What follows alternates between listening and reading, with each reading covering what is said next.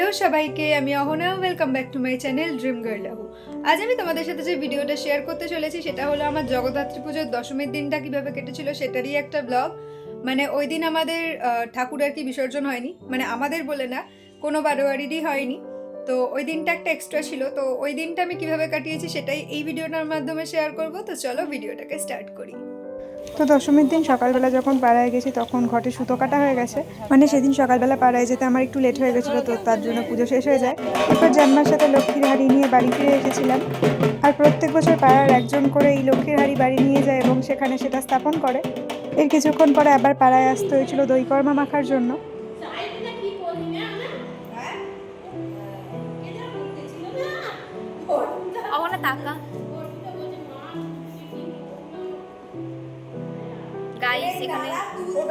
Guys এখানে দই কর্মা মাখা হচ্ছে।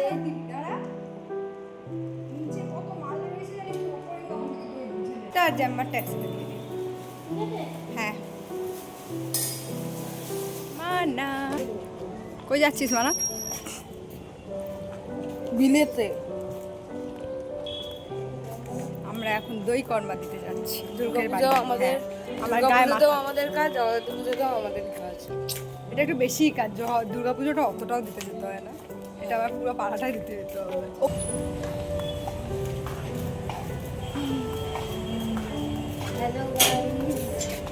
এদিকে তাকিয়ে কথা বল। মানা সকাল থেকে ঝাড়ি খেয়ে যাচ্ছে আমাদের কাছে ভুলভাল কাজ করার জন্য। হ্যাঁ সিরিয়াস। ফুল কাজই করছে, কোনটা জীবনে এরপর প্রত্যেকের বাড়িতে দই কর্মা দিয়ে আসার পর সারা দুপুর একটু বাড়িতে রেস্ট নিয়েছি, আর তারপর সন্ধ্যাবেলা রেডি হয়ে নিয়েছিলাম। আর তারপর আমি একটু নিজের ভিডিও করছিলাম, কারণ সেদিন আমি আমার খুব পছন্দের ড্রেসটা পরেছিলাম। এরপর আমি, মাম্পি, মা আর মানা একটু বেরিয়েছিলাম কাছেপিঠে ঠাকুর দেখতে যাবো বলে, বিশেষ করে পালপাড়ার ঠাকুর দেখতে যাবো বলে। কারণ আমি পালপাড়া গেছিলাম সেই চতুর্থী দিন এবং মাঝে কোনো দিনই আর পালপাড়া যাওয়া হয়নি, এবং চতুর্থীর দিন যখন আমি গেছিলাম তখন কোনো রকম ভিডিও বা ফটো আমি তুলিনি। তো তার জন্যই পালপাড়া যাওয়ার ইচ্ছেই ছিল। তো তার জন্য ফার্স্টে আমরা পালপাড়া গেছিলাম এবং তারপর আরও কাছে আর একটা ঠাকুর দেখতে গেছিলাম, নাড়ুয়া সরকার। এই মানাটা এত লম্বা, মানা আমার ফ্রেমটাকে নষ্ট করে দিচ্ছে। চুল স্ট্রেট করছে সকালে ঠাকুর জানি আমি, আমার সঙ্গে দেখা হয়েছিল।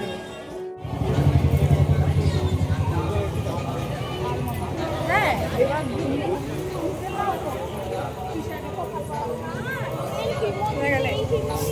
তো পালপাড়ার প্যান্ডেলের ভিডিও আমি আলাদা করে আমার চ্যানেলে আপলোড করেছি, তোমরা চাইলে দেখে আসতে পারো। অন্যবারে পালপাড়ায় আমি প্রায় 4-5 বার দিনে আসি, কিন্তু এবছরই আর তেমন যাওয়া হয়নি। তো পালপাড়ায় আমরা দাঁড়িয়ে বেশ কিছুক্ষণ ছবি তুলেছি, ভিডিও করেছি, আর তারপর আমরা প্যান্ডেল থেকে বেরিয়ে যাচ্ছিলাম। আর পালপাড়ায় প্রত্যেক বছর আমাকে খাওয়াবি তুই? সেই মেলাগুলো দেখতে দেখতে এরপর আমরা যাচ্ছিলাম নাড়ুয়া সরকার পাড়ার ঠাকুর আমি দেখতে। ওনাকে বললাম একটা টেডি বিয়ার কিনে দিতে, সেটা কিনে দিল না। তুই বাচ্চা যে টেডি বিয়ার কিনবি? আমার খুব ভালো লাগে রে। ভালো তো অনেকেরই অনেক কিছু লাগে, সব কি পাওয়া যায়? হ্যাঁ যেটা দিতে পারিস বড় লোক। আমি বড় লোক নই। হ্যাঁ তোর মতো বড় লোক হয় না একদম এই সেই দোকানটারে আমরা এসেছিলাম ডিসকাউন্ট।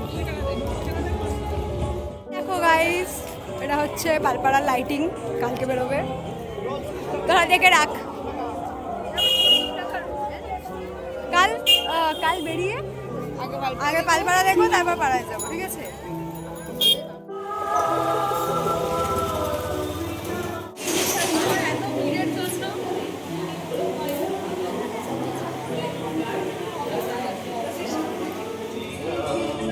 নাড়ুয়া সরকার পাড়ার ঠাকুর দেখে ফেরার পথে আমরা নাড়ুয়ার ঠাকুরও দেখেছিলাম।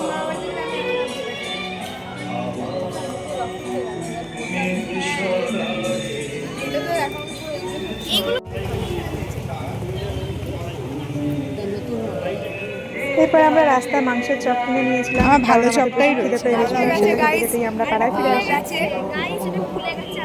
এর আবার কি খুলে গেছে একটা, চুলটা ছিঁড়লে একটাও চুল ছিঁড়েছে, এই যে চুল ছিঁড়ে গেছে।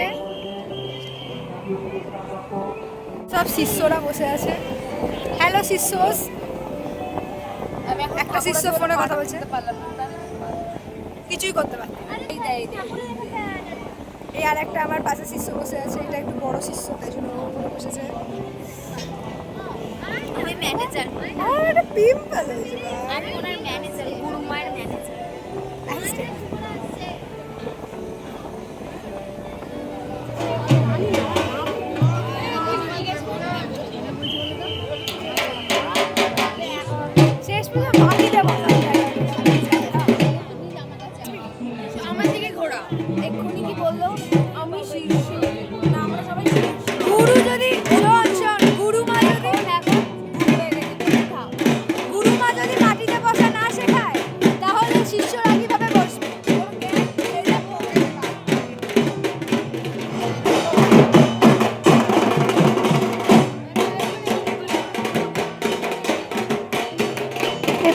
সবাই ভেবেছিলাম, কারণ সেদিন তো পুজো কিছু ছিল না, কারণ পুজো শেষ।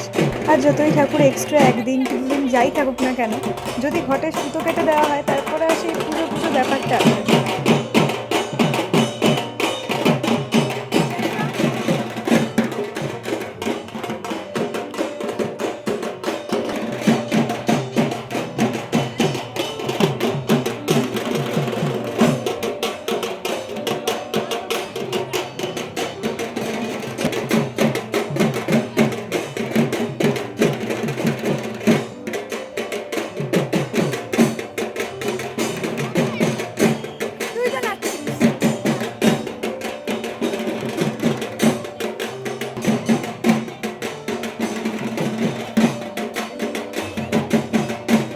ভাই কিছু তো রাখ, এই যে আমাদের খাওয়াচ্ছে কেন।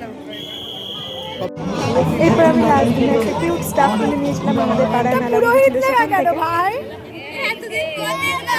আমি আজকে দেখছি পুরোহিত লেখা, তাহলে আমরা চেঞ্জ হয়ে গেছে বাপির সাথে। বাপিকে আমি যেটা দিয়ে দিয়েছি। তো বাপিকে পুরোহিতই বানিয়েছে কেন? কার সাথে? এরপরে আবারও মণ্ডপে ঘুরে থাকার পর বাবা মার সাথে গেছিলাম একটু ডালের বড়া খেতে। আর প্রত্যেকদিনই বোধহয় আমি এই ডালের বড়াই খেয়েছি। তারপর ডালের বড়া খাওয়ার পর আমরা গেছিলাম পিৎজা খেতে। তো আমরা নিয়েছিলাম একটা চিকেন পিৎজা, যেটার দাম নিয়েছিল 180 টাকা। আর প্রাইস অনুযায়ী পিৎজাটা খেতে বেশ ভালোই ছিল। তবে আমার মনে হয়েছে কাকুটা চিজের পরিমাণটা আর একটু বেশি দিতে পারতো, কারণ চিজটা একটু কমই ছিল। তারপর আমি, বাবা আর মা 3 জনে মিলে পিৎজাটা খেয়ে নিয়েছিলাম। আর আমার তো পিৎজা খেতে খুবই ভালো লাগে। এরপর পিৎজা খাওয়ার পর বাড়ি ফিরে এসেছিলাম ডিনার করতে। আর সেদিন আমার দাদা আমার জন্য বিরিয়ানি এনেছিল, তো সেই বিরিয়ানিটা ডিনারে খেয়ে নিয়েছিলাম। এরপর আবারও চলে গেছিলাম পাড়াতে। হ্যাঁ এমন কিছু ভিড় নেই আজকে। আর 5 টাকা টিকিট আছে মাত্র।